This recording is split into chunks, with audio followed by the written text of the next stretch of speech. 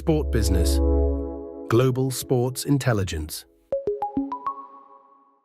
Hello and welcome back to the Sport Business Podcast. I'm Jonathan Rest, Chief Correspondent of Sport Business, and with me, as always, Martin Ross, Editor-in-Chief of Sport Business News. Hi, Martin. Good afternoon, Jonathan. Good to have you with us as always today. This week, the newsroom will look at the somewhat surprise decision of IOC President Kirsty Coventry to halt the process for the 2030 Youth Olympic Games. We will discuss that decision and where the IOC may well go with their youth strategy.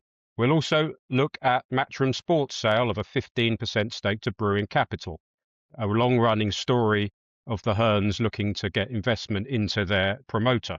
Then we'll go inside the deal with Matthew Glendinning as he looks into Aston Villa's deal with Sports Illustrated Tickets.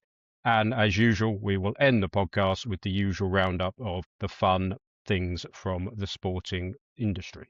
Martin, you've been off for a couple of days while I've been stuck firing out news stories. What have you been up to? Yeah, it's been busy. It's always busy when one of us is away. I'm still in Fife, not playing golf, sadly, but having a good time. There's a lovely setup here in Ely in Fife where you can sit and watch cricket being played on a beach with a beer and a big electric scoreboard in front of you and with your dog running around in the background and the tide coming in slowly and a bit of sunshine. I would recommend. Big story this week in this part of the world. Well, I say this part of the world. This part of the world is Dunfermline, actually, in the qualifiers, playoffs for the championship. But in most of Scotland is obviously the title race. And believe it or not, and this boggles me when you think of, I don't know, the Jupiler Pro League or Austrian League. So Celtic are playing tonight, Wednesday, at Motherwell. Hearts are playing at home against Falkirk, and it's going right down to the wire. There may be a decider on Sunday between the two teams. Sky have not maxed out their allocation. And as of Sunday night, it was still the case that the Celtic game wasn't going to be shown in the UK until Motherwell stepped in because, like COVID style, offering pay-per-view at £15 a head for all these Celtic. I mean, let's not depend that they're not using dodgy sticks and Celtic fans are watching anyway, which is happening clearly. But Sky has come to its senses and finally made a decision on Monday, I think, that it will show both games tonight. But it's just another indication of, I suppose, the priorities Skies have around maybe the wider Scottish game. This season's been better, but I mean, how dramatic do you want it? And we nearly didn't get both games on TV. Yeah, it's crazy. I mean, you would have thought they'd be looking to maximise this. Obviously, Sky have also got the rescheduled Manchester City Crystal Palace game tonight as well. So their schedules are full. But yeah, beach cricket sounds like something. Let's go on to the Youth Olympics. As I it sounds like could have been on the Youth Olympics. I feel like, or the Saudi Games maybe, that the Neon might get very excited about. And let's not advance too much further before checking in on Arsenal getting to the final, which they have. Did you hear the quiz question to end all quiz questions? Have you heard this one? Well, please fire it over. And if you're going to warn the listeners if you're about to give an answer so that they can pause because they might want to do it themselves.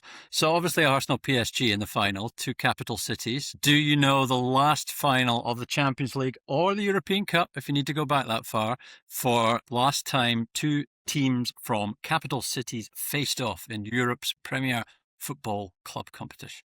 You know what? I think I saw something like this the other day and I didn't read it. So maybe give me to the end of the podcast and... Do you want to the end of the I'll see if podcast? I can come up with it. Yeah, I probably won't As get an adjunct to that, there's actually two prior that as well, if you want to go really far back in history. So I think that it's happened. This is the fourth time it's happened, I think. Okay. Well, there we are. Give the listeners something to do while they're pretending to listen to us. Absolutely. As I slowly morph into Stato. Well, Martin, before you went on your holidays to the beach, if such a thing is a holiday in the beach in Scotland, Youth Olympics were... I think we said the future has been thrown into doubt after the IOC last week paused the bid process for the 2030 edition. Now, they were supposed to award the host city of that games just next month. So, interesting developments in Lausanne. Yeah, it is. I think the timing surprised people a little bit. Maybe not that this is happening. I think with a new president, I think the baby of Jacques Rogge that was, I don't know, adopted, cared for by Thomas Bach. I think people always thought it was at risk of being thrown out of the bathwater, as it were. We don't know for sure yet whether it is the end. I don't think the IOC knows for sure yet whether it is the end. There is a review going on, so let's see. But we can get an indication of the way the wind's blowing. I spoke to somebody who'd been speaking with somebody behind the IOC corridors who believed that's which way it was going. But anyway, that would just be speculation. We don't know. We can just talk about the wider youth strategy. We can talk about how much the Youth Olympic Games have cost. And it's all come about, because Kirsty Coventry, in their first kind of major review of IOC properties, etc., raised the question over the Youth Olympic Games. She described them as very disjointed. She said that there hadn't been a true North Star of why we're doing it. As you say, there is interest, though, Asuncion, Bangkok and Santiago for 2030, but they want to develop a youth strategy. So we thought, for something that we've covered quite a lot over the years, it would be a good chance to, let's talk about how much it's costing the IOC for sure, but let's put it into context. This isn't and never should be viewed as, I suppose, a property like any other. It's an investment. So, we'll talk about the numbers of the engagement and stuff, which is important, but I think this is probably largely the conversation the IOC is having now. Is it worth the investment? Yeah, exactly. I think you're right. A couple of people I've spoken to kind of who have worked across Youth Olympic Games from a bid situation, some even from an organising point of view, and just general noise within the kind of IOC corridors this isn't a surprise, as you say, but the timing is, you mentioned there the three cities.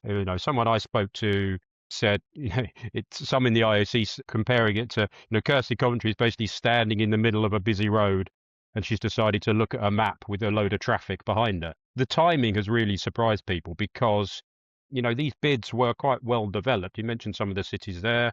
Asuncion, for example, was considered by all accounts the standout candidate. That is not a city probably that can afford to host an Olympic Games. So this was seen as, a major event that was within their realm to their possibilities. So I think, the timing is surprising given that they were close to, going through this bid process. But the why, when you look at the numbers, I guess, is pretty straightforward. They did put out a questionnaire, I believe, over the last few months to IFs and NOCs, and the general response was, we're not really in favour of this. It's the NOCs were finding it difficult to fund, I think. The IFs weren't that interested in it, particularly as it stood. We don't know. They're obviously not calling it the end of the Youth Olympics, but I'll be surprised if it comes back in the form it is.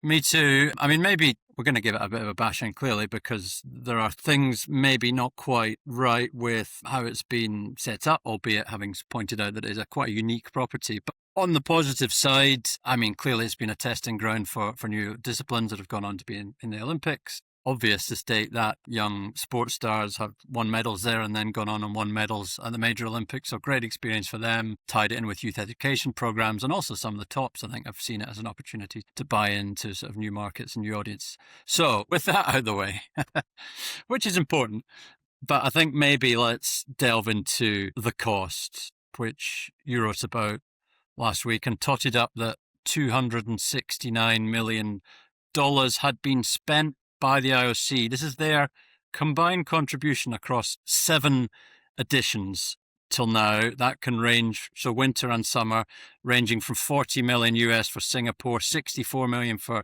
Buenos Aires in 2018, just 20 for the winter iteration in Innsbruck in 2012, 34 for the most recent in Gangwon. And to point out that the 2022 event was postponed partially on financial grounds, post-COVID. In Dakar, it will take place later this year, the Summer Games. We've also got an idea of what that money is, from the IOC point of view, has been spent on. Gangwon was 5.3 million broadcast costs, about 7 million techs, 6 million games ops, 5.2 athlete, NLC and IF's travel and accommodation. Do you want to have a guess how much the Buenos Aires figure was for athlete, NOC and IF accommodation? Which confuses me a bit because I thought they'd built a village. I don't know if this is a contribution towards the village, but I'm not sure. Well, the total was 64, right? Million. So 9. It's $33 million US dollars. 33. Jesus Christ. So I don't know where they were staying, or if indeed it was maybe a village attribution. We don't know. 10 million broadcast costs. They were drinking a lot of Malbec for that price. Yeah. So listen, it's not like they're getting nothing back. We'll come on to sort of maybe the sponsorship and the broadcast side. But if we go back a bit, I mean, budgets for the Youth Olympic Games got pretty big. I remember covering Glasgow in 2018 when it was a proposed budget of £235 million, which, that's almost, not quite twice the size of this year's Commonwealth Games. And at the height of it, there was a real shine to going for it and bidding for it and appointing big bidding consultants. It was, marketing, PR. It was almost like an Olympic Games bid, really, in many respects at the time. It was that 2018 one that you mentioned. There was Buenos Aires, Glasgow, and Medellin in Colombia, and that I remember covering that one and being on the ground when they awarded it, and it felt like a big Olympic bidding process. There were the usual consultants that you'd see for a London or a Beijing or Paris Olympics. People I was talking to said, you do well to spend less than about on a proper bid, you're going right up to throughout the process and you get to, election day, you're looking at, upwards of $5 million being spent on this, because these are proper bid books have to be put together. You need, a proper master plan for the city. You need architects brought on board. All these people need, paying for their services. And, it's a huge amount of money.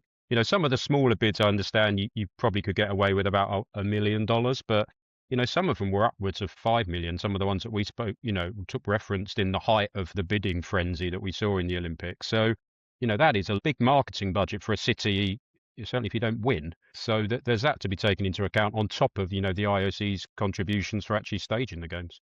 Yeah, it seems to have redressed itself a little bit. Slightly difficult given the pause in the latest summer edition. So we'll get the full figures for Dakar in due course. But looking at the winter, I think Lausanne's budget, 48 million Swiss francs. That's 2020 for the winter edition. Gangwon, 2024 winter, 54 million US. Of course, a lot of these are tied in with development projects for housing. When there was, even just looking back, I couldn't believe that there was an Olympic village for youth Olympic athletes, which again has been used to develop permanent housing, or in the case of Lausanne, I think they used one of the areas near the university, which was already there, so they just could turn it into a village in inverted commas. But even that was maybe initially, go back to the beginning of this and the grand plans that there were, that was even in the consideration for something that is. The IOC referenced us, I sent you a press release recently from the Rogge Times of it saying it had firmly established itself on the global sporting calendar. I mean, I don't have any friends who've ever watched any of it or are aware of it, really.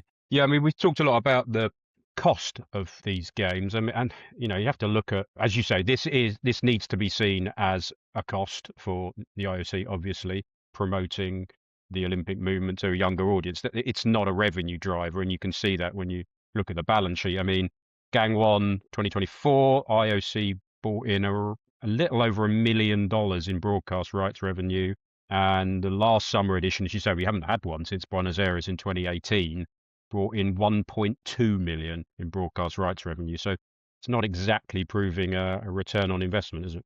No, I think we need to treat these with a bit of caution, in that my understanding would be that, especially in the bigger broadcast rights markets in the earlier days of the Youth Olympic Games, they would be asked to ascribe a value for what they were putting down for YOG. They would get the YOG rights together with the rest of the Olympics rights in the same way that the top partners in sponsorship are getting it as part of the package. So they would put down a number that they were ascribing to YOG. So there's no exact science there. So I don't think we can read too keenly into that is the media rights value of it globally, partly because it's not a live media rights product.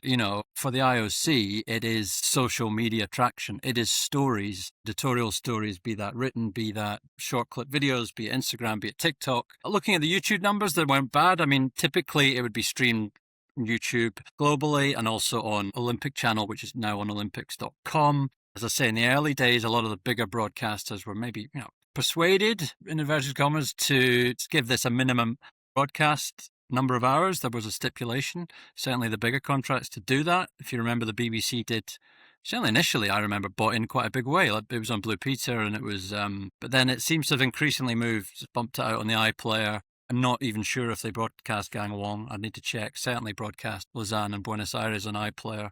So as I say, I don't think we can judge it at all by live media rights monetization. It is a social media story. The YouTube figures there's a video that got 6.1 million views for the girls' speed skating final at Gang 1. So that's a global figure. It's pretty good. Opening ceremony, 400,000 odd, and closing ceremony, 83,000 odd. Again, global figures. But yeah, it is a tool to tell the story of younger athletes that the broadcasters have been, certainly initially at least, buying into. I get the sense that it's becoming a harder and harder ask of Olympic rights holding broadcasters to dedicate hours to this, particularly on main channels. Do you watch any, John? I have to admit, I haven't. No, I don't think trying to think if I've ever seen anything. I would have come across some of the social clips that you referenced there, but I certainly wasn't tuning in to Gang 1 on the iPlayer or the Olympic Channel or wherever it was. It's not going to be a miss in my family's sporting calendar, I have to admit. So the sponsorship-wise, obviously the tops can activate there. They all get rights. They all, are attributed as rights holders. Although AB and Bev's a bit of a question mark, clearly, given the beer. Although that would have been perfect had Glasgow been awarded the games. That would have been a great activation for the youth. I can say that because I'm from there. Any local sponsors of Dakar 2026 you care to mention?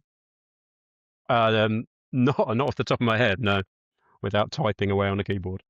Sonatel, Telco, Air Senegal, and the autonomous port of Dakar. Who knew that the autonomy of the Dakar port was in question? But apparently it is so much in question that they needed to take out a sponsorship to remind everybody of its autonomy.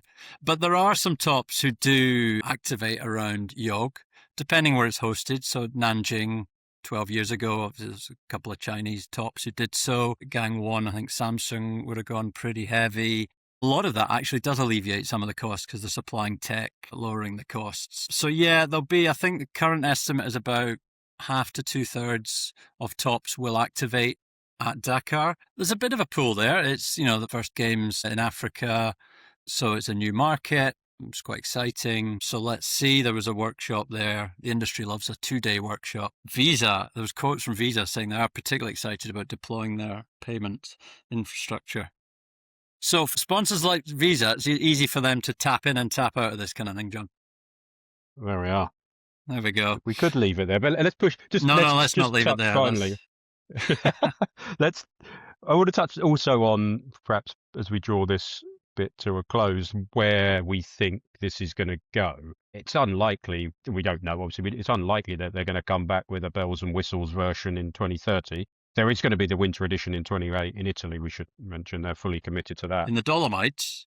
Some of the people I've spoken to, and I think we were having this discussion, perhaps there's a wider agreement that the Olympic Q series is going to be something kind of to take off. That's the qualifier series, I think it used to be known as. We did a story last week that they've announced Tokyo, Shanghai, Montreal, and Orlando as hosts of an expanded series ahead of the Olympics in LA. And that's often been an event, or becoming an event, where youth sports are being included anyway, right? I can sense a shift, maybe even just internally, externally from the IOC, in terms of how much they're promoting the Olympic OQS. Is anybody going to call it the OQS? Not sure. I mean, they've kind of centralized rights to it. They've come up with some pretty funky branding for the cities. Where was it last time? Shanghai and was it Budapest? I can't remember. So yeah, that could easily be. And also, you think of how many young athletes of, 13, 14, 15 are performing tremendously at the main Olympics. Is that sort of taking a little bit away from the Youth Olympic Games? Don't know. Especially on the younger sports. I mean, this qualifier series is going to have breaking, sport climbing, skateboarding and BMX. I mean, you go to an Olympics and you'll see a 14-year-old skateboarder or a 14-year-old snowboarder at the Winter Games. So you're right, that top athlete is already competing there. Now, I know the Youth Olympics is not about kind of promoting, the elite athlete. It's not about that, but still you are using it's the same demographic, basically. Yeah, I think on just a final media point, I suppose it has adapted as media consumption has changed. If the eyeballs are there, and they are on occasion, but not across the board, clearly, then, they've gone where younger audiences want to view their content, where sponsors want to be. But yeah, I just can't see it. It'd be pretty unusual to come out this strongly on a review and to then say, actually, we're just going to keep it as it is. So, I mean, I don't know, have you felt skepticism from anybody you've talked to about the commercial appeal of a YOG? No, not so much the commercial appeal of it. I just don't think, a lot of people just saying there's not really room in the calendar for it. And I just don't think it resonates as much. I think there was a reluctance a decade ago to scrap it, although there was some people that were keen to do so. I just think this has been seen as a kind of the opportune time to, reassess it, probably create a workshop, as you say. But I don't think it's necessarily because of sponsors not buying into it or broadcasters. I just think there's other priorities, and this is costing the IOC perhaps money without a return. So I think they'll have a youth strategy, but they've had a youth strategy for the main Olympics for years, haven't they? Trying to drive younger audiences. The Olympic Channel was a youth strategy, let's be honest. So I think we're going to see that more than an event-based situation. Yeah, and also this is going on at the same time as the esports conversation. Also halted this week as well. Yeah, exactly. So we don't have time to go into the depths of that, but you've covered that across sp.com. John, elsewhere in the newsroom, while I was running along a beach, throwing a ball and pulling a hamstring, for my dog, incidentally, it would be why I was running along a beach. At the same time as that, Matchroom has announced that it sold a 15% stake to Bruin, which brings the valuation up to $1 billion. So we've written a lot about Matchroom's results, but we maybe weren't expecting that purchaser, maybe? No, we were expecting a purchase. I think it's quite well known that Matchroom have been considering taking on equity. I mean, they did a couple of years ago. Pitch International brought in as a minority investor. As part of that deal, they kind of help out on international media rights sponsorship. But as we've talked about before with Matchroom, they've been, aligning themselves closely with Saudi Arabia. A lot of their snooker events, darts events out there as well.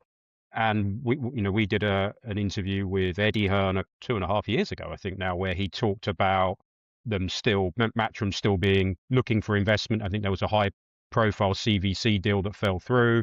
He said at the time that that the company valuation should be around £1 billion, and that's where they are now. But yeah, I think the Bruin part of it, or the fact that it's US money, perhaps is a bit more of a surprise when you consider where Matchroom have been doing their business. But yeah, it's a 15% stake. Bruin, founded by George Pine, former IMG, who lots of our listeners will know. And yeah, I think there's going to be a big focus on growth in the US. That's where Matchroom see a lot of potential, particularly in their boxing portfolio. So I think that is where Bruin a lot of that money, that investment, that strategic guidance is going to be focused on. Were you not surprised by the timing of it? I mean, I associate Bruin with being pretty cutthroat in terms of going in, making a good number, coming out. I think of Delta Tray, I think of On Location, I think of Two Circles. This feels maybe quite a long way on Matchroom's journey of profits. Yeah. But having said that, Eddie Hearn, thinks that they can get to a $2 billion valuation. Really, they're not investing unless they think they can get a big return, and there's more growth coming.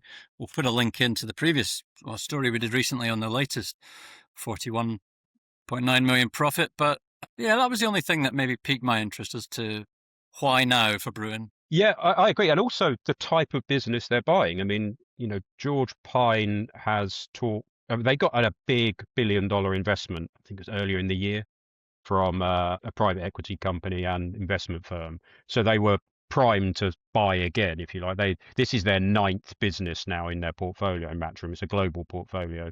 While their Bruin are based in New York, their businesses tend to be outside the US. But, George Pine has always talked about investing in, he calls them picks and shovels business, second level enablers, essentially companies that provide tech, data and media that are essential to rights holders, rather than buying a property like Matchroom that has all the IP and is putting on events. So that slightly surprised me in a way. If you look at Bruin's portfolio, it is kind of quite a lot of tech companies, service providers. So that was a slight surprise, and interesting to see what that means for Matchroom. There was talk of much more of a focus on direct to consumer in terms of media, but I think you're going to see more US business, certainly. That was the surprise more than anything, that it was Bruin. So picks, shovels and fishing rods. Maybe they were buying into fishomania. Could be. Maybe it's big in the States. Excellent. Thanks, John, for that wrap up of everything the main issues that have been going on news-wise. We'll be back after a very short break when Matthew Glendinning, our European sponsorship editor, is going to be joining us to talk about Sports Illustrated's tickets vertical and their investments in sponsorship in the top flight of English football and ticketing, most recently with Aston Villa. From private equity to global media and US college sports, unlock the most trusted data and insights in our reports. Explore more at sportbusiness.com. We are here with Matthew Glendinning, who is going to go inside a pretty innovative deal. He's going to talk about Sports Illustrated tickets, 12-year Aston Villa sponsorship, but potentially with a view, I don't know, maybe to ticketing operations. We can ask him that question in due course. But first of all, Matthew, how's your quiz knowledge? A, I really dislike quizzes. B, my knowledge is therefore quite mediocre, but go on, give me a go. And C, it involves Arsenal, I'm afraid. The question being, obviously, Arsenal PSG Champions League final, 2 teams from capital cities. Yes. When was the last time Champions League or European Cup, if you need to go back that far, that there was a final between 2 teams from different capital cities? Great. It's a really good question. How long have I got? You've got until the end of the podcast. We'll let you stew on it, and you can fire something in at the end like the listeners. But okay, we'll move on to Aston Villa. First of all, I want to ask you, I described Sports Illustrated tickets as Sports Illustrated tickets vertical, and I'm not sure that's quite right. Is it in that there's a kind of branding agreement in place for them to use the name? I thought maybe if you could just explain that, and maybe also just bigger picture, because you've written about Spurs as well, just kind of before we go deep into Villa, just why they're doing it. Yeah, because people will know it for different reasons. They will. And I bet they didn't know that before Sports Illustrated tickets was Sports Illustrated tickets, it was a company called Lunatics, Tix at the end, so pun on tickets. And it wasn't doing very well. The owner of it, a guy called, or at least the chief executive, is called David Lane. And he's now chief executive of Sports Illustrated Tickets. And what this company, that was a kind of secondary ticketing company that wasn't doing terribly well in the US, they met with Authentic Brands Group, who are the group that owns the Sports Illustrated licensing rights. Because Sports Illustrated, as you can imagine, isn't a terribly successful media operation anymore, but it still has quite a lot of value as a licensing brand name. So in 2021, Sports Lunatics became Sports Illustrated Tickets, that they paid for the license to use the Sports Illustrated name. And lo and behold, it's sort of taken off. It just shows you the power of a brand. So earlier, last year, we had them going into a big deal with Tottenham Hotspur to take up a lot of the hospitality and branding rights around the East Stand in Tottenham Hotspur Stadium. And if you thought that was probably going to be their showcase in the Premier League, and they might do a few LED deals here and there. They've also done a deal with Birmingham City in the Championship, by the way, which also includes quite a lot of branded hospitality space, which is sort of their speciality. Lo and behold, they've now made this deal with Villa. And I understand this isn't going to be the last of the Premier League deals either. And before I kind of round out what the Villa deal entails, this isn't just a sort of LED and IP rights type deal. Villa, they've got naming rights to an indoor venue called the Sports Illustrated Warehouse, not the Sports Illustrated Tickets Warehouse, one should stress. And they've also got a lot of hospitality space called the SI Club, that's Sports Illustrated Club, where there'll be lots of old covers of Sports Illustrated copies to look at and reminisce about. And they believe that makes a very strong connection with sports fans, football fans, and that helps them greatly in becoming, drumroll, the ticketing operation for that club, and often on long-term deals, hence the 12 years. So although in this Villa case, the 12 years does not guarantee them to be running the ticketing operation. At the moment, SeatGeek are running the ticketing operation. It's almost, you could say it's kind of almost certain that they will eventually take it over, because you don't invest this sort of money without getting some kind of, return. Yeah, I was going to ask Matthew, SeatGeek, you mentioned Aston Villa. Ticketmaster, I think, does that role at Tottenham. If I'm an executive at either of those two firms, should I be panicking? Ticketmaster in particular is a huge company. And obviously these primary ticketing rights to clubs creates a lot of revenue. And if you've got a lot of these primary ticketing outlets in your contract, that's obviously good for you.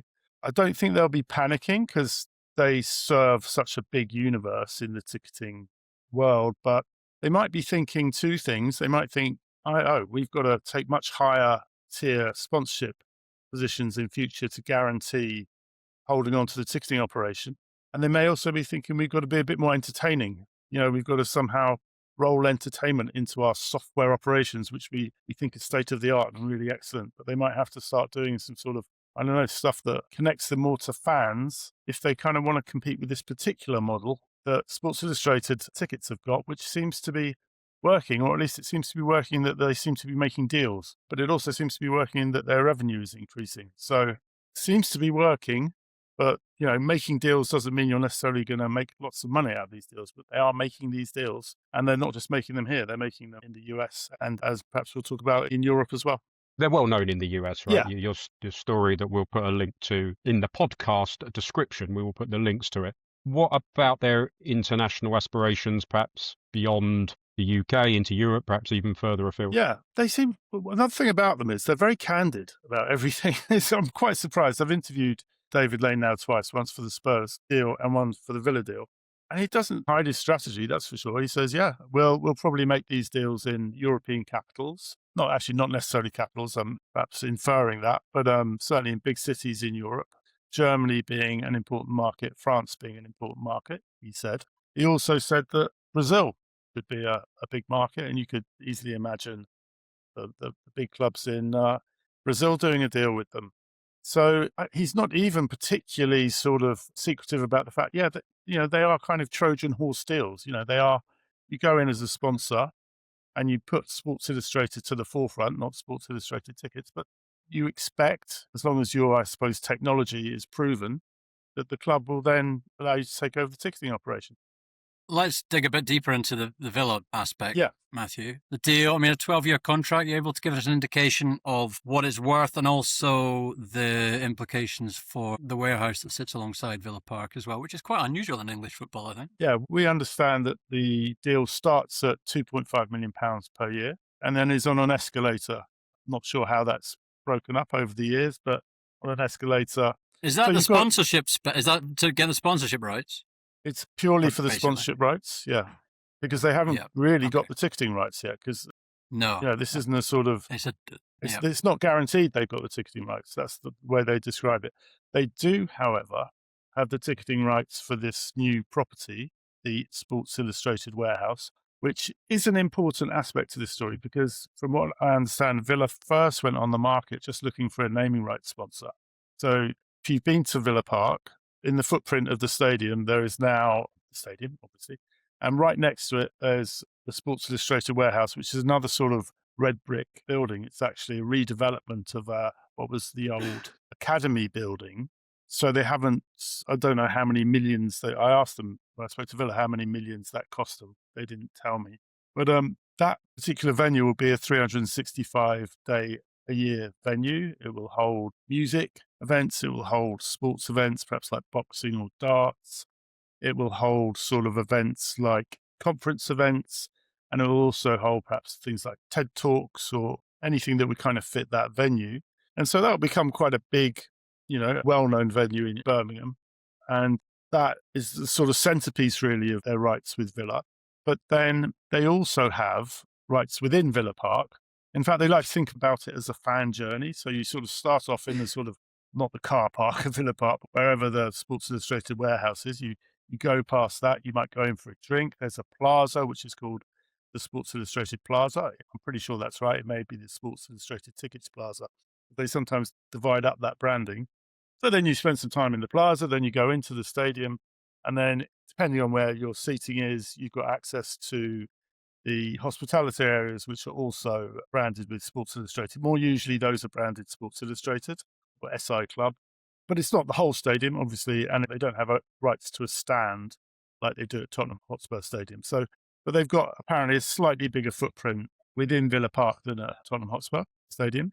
And they've got LED, and so they've got all the kind of branding rights as well. So a chunky deal, then it puts them in the sort of top tier of official sponsors at Villa Park in terms of price. Final one from me. If they've got their foot in the door with Villa, or their Trojan horse's hoof in the door, as it were, I suppose, we touched a bit about international. Where do they go next? And there's a bigger picture as a company, where they're going. I mean, it's been quite a journey, I suppose, so far in terms of where they've come from. But there's no shortage of ticketing rivals with big pockets, I'm sure. Yeah, but they're not. See, the ticketing rivals with big pockets, don't seem to be doing the same thing. Maybe they've got a bit complacent, thinking, well, look, they need us more than we need them. I mean, the really extraordinary thing was that when I spoke to David Lane, he said, well, within 100-mile radius of London or so, there's about 30 stadia that would kind of fit what we're doing, and if you think that goes all the way down to the south coast, sort of north of Birmingham a bit, over to kind of Ipswich on the one side, yeah, that's a lot of stadia. And so it's not just like a big city stadium or the most glitzy stadium that is necessarily going to put on the big acts. Like, the Villa Park have had Bruce Springsteen and Kendrick Lamar and people like that. And Spurs have had NFL, obviously, and big events and boxing events. But they're interested in all different shapes of sizes of stadia. So you'll just be seeing a lot more of them. And when you think about it, if they do make 8 deals, or, conceivably 8 or 10 deals in the UK, then they have a big footprint in Europe and Brazil. That could easily amass to, easily over 100 million in investment. I'm just speculating, but I just get the feeling that their ambition has no sort of obvious limit. I'm going to guess that the nearest ground to me right now is possibly not a target. That would be Central Park in Cowdenbeath, which is the only stadium in the UK I'm aware of which is also doubles up as a stock car racing ground. So it's got lots of tyres around. Maybe a tyre sponsor. Yeah. No, okay. They need a Pirelli. Okay, Matthew, thank you very much for those insights on Aston Villa and Sports Illustrated tickets. Let's keep an eye on that as a brand going forward. And we will take a quick break and then we'll be back with any other business and a look at the week ahead. Stay ahead in the business of sport with Sport Business newsletters, covering the biggest stories driving the industry. Delivered straight to your inbox at no cost. Sign up today at sportbusiness.com. John, I'm going to put you out to your misery, your quizzing misery. Have you got an answer for me in terms of, just for anybody tuning in, not that that's how podcasts work, but anybody just tuning in, who was Arsenal playing PSG in the Champions League final? Who was the last final of the European football's showpiece competition with 2 teams from capital cities? It's purely before my lifetime. It's before. It's European Cup. It's European Cup days. It is, yeah. I mean, Madrid has got to be one of them because they win. I couldn't even guess. Okay, Madrid, well, you get half a point for Madrid, even though it's not the answer. Real Madrid. No, it's not. Okay. No, well, the first 2 are Real Madrid. Real Madrid and Benfica is, I think, the first, and the second one was Real Madrid against Partizan Belgrade in the 60s. Oh, I never. The most recent is 1971, I think, Ajax against Panathinaikos. Woofed. Oh, okay. Well, there we are. That is a good question. There is a question and a half. A slightly easier question. What are you looking ahead to that's coming up in the week or more ahead? And would you believe this was not scripted, but you just mentioned Ajax there. Have you been following the Dutch Eredivisie, Martin? I have not. Oh, shame on you. Well, it's the last weekend of the season this weekend. Ajax are currently 5th in the league. They are, I think, a point behind NEC Nijmegen. Sorry for butchering that. Nijmegen. I think so. Now, the problem is if they finish 5th. Now, we talk a lot on this podcast about how clubs and stadiums are monetizing 365 days of the year. Ajax have got a bit of a problem. They don't rent their stadium in the summer months, right? It saves them money, so they only do it for the seasons. And they normally finish in the top couple of positions in the league, all fine, so they don't have to worry about qualifying. Well, they're likely to finish 5th. That's a Europa Conference League qualifying position they have to go into, an internal one with other Dutch clubs that finish, I think, 5th to 8th. But they don't have their stadium. And do you know why they won't have their stadium? There's a concert. There is a concert. Harry Styles has booked out 10 nights. That's a long old stint. Wow. Anyway, he is using the stadium when they would have their Eredivisie playoffs. So they've now got to go and play at Volendam, which is relatively close by. Vondel Park? Vondel Park. No, Krasstadion in Volendam. The problem is it's about 40,000 seats smaller than what they've got. Yeah. The perils of A, not owning your stadium outright, and B, of not doing well in the league, that you have to qualify for European playoffs. So yeah, if they finish 5th, and that is what will happen if they don't win at the weekend, or if they don't beat the better the result of Nijmegen, then they're going to be at Volendam while Harry Styles is strutting his stuff in the Johan Cruyff Arena. Well, there'd be a lurking giant in the Conference League. Rangers might be in the Conference League at this rate, to be honest. Unless Celtic win the Cup, then Rangers will be in the Conference League, which will be fairly depressing. Sorry, Conference League rights holders. Just to bring it back to where I started off with Motherwell, I only mention this because it's a lesson in kind of PR around a sponsorship deal, which is valid to all rights holders. Motherwell have a lot of praise this year, rightly so. They're playing amazing football under a very progressive Danish manager. And they had 5 players in the Team of the Year, I think, PFA Scotland Team of the Year. They've been brilliant. Breath of fresh air. They're going to finish 4th. They've been excellent. But I think what do you think the chances are of their current sleeve sponsor renewing? It was announced as a deal 2 years ago for a minimum term of 2 years. I'm going to bet that it's going to probably be 2 years and that's it. And the reason being DX Home Improvements announced, Mother was delighted to announce them a couple of years ago. They said at the time that they align perfectly with our values of community, excellence and growth. So that's nice. What's not so nice is that last week, 2 men were jailed for 6 years and 8 months for running a £12 million cocaine smuggling operation. Then their firm DX Home Improvements, David Stephen and Sean Bruin, they were caught before Christmas last year. They pleaded guilty in court. Yeah, not great. It's just, I would be taking down the press release, to be honest, if I were you. I mean, it's still up there. Motherwell saying that they are looking forward to working with another local business who are truly invested in the club's success and share our community values. Wow. Yeah. Listen, they did it with the best of intent, clearly, but these things can come back to bite you. And it has. So a fly in the ointment for Motherwell, John. Well, yeah, like you say, their performances this season are not to be sniffed at. My final, I did like this. A little bit unfair, but there was up to date with your modern music, aren't you, Martin? Are you aware of Disco Lines? Have you heard of Disco Lines? Disco. I thought were we still on the last item? I thought it was a nickname for the last item. He's a chart-topping DJ and producer, don't you know? And he's we announced this is Live. This is Live. Yeah, he's got a big gig. He's going to perform at Live Indianapolis on 22nd of August. Get yourself down there if you live near Indianapolis. And he's got a chart-topping number 1 that I think the Live PR team were keen to put out that he's going to perform. And that is, drum roll, please, No Broke Boys, which I thought was a great little... Wow. Maybe they're having a laugh at themselves. Let's give them the credit. I think so. I'd like to think so. I thought that was quite, given their much publicised financial predicament. Yeah, No Broke Boys is going to play at Live, so... Yeah, that's fairly apt. And is it true that the 2027 events, I think, will there be a 2027 Paris event featuring a slower budget and potentially Arnaud Simon, and a South Africa event to continue with Gary Rathbone, who we know sings? I think I would, if I was either of those two, don't put your phone on silent, because you may be getting a Live call for slightly more austere times when it comes to entertainment. On that musical note, Martin, let's wrap it up for this week. As always, for the most accurate rights fees across media and sponsorship and all the latest breaking news from the industry, head to sportbusiness.com. We will be back next week for another episode. Thanks for listening.